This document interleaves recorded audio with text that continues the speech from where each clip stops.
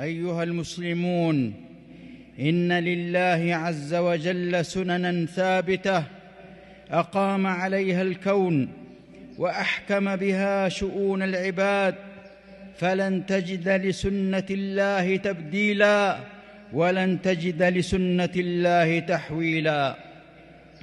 ومن السنن الإلهية المضطردة التي لا تتخلف أن الإنسان لا يحصد إلا ما زرع، ولا يجني إلا ثمرة غرسه ونتاج عمله، وهذه حقيقة قد تضافرت عليها الأدلة من الكتاب والسنة. قال جل وعلا: فمن يعمل مثقال ذرة خيراً يره، ومن يعمل مثقال ذرة شراً يره.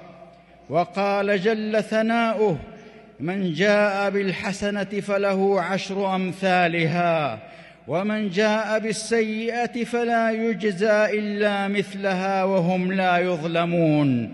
وفي الحديث القدسي: يا عبادي إنما هي أعمالكم أحصيها لكم ثم أوفيكم إياها، فمن وجد خيراً فليحمد الله، ومن وجد غير ذلك فلا يلومن إلا نفسه. حصادك ما زرعت فكن حصيفاً لتظفر بالمنى يوم الحصاد، وأحسن ما زرعت تجده ظليلاً في الحياة وفي المعاد، وإلا فانتظره من عقاب ومن لوم أشد من القتاد. يذكر أن رجلاً كان له عبد يعمل في مزرعته، فيقول هذا السيد لهذا العبد: ازرع هذه القطعة برا، وذهب وتركه. وكان هذا العبد لبيباً عاقلاً، فما كان منه إلا أن زرع القطعة شعيراً بدل البر. ولم يأت ذلك الرجل إلا بعد أن استوى وحان وقت حصاده، فجاء فإذا هي قد زرعت شعيراً، فما كان منه إلا أن قال: أنا قلت لك ازرعها برا، لم زرعتها شعيراً؟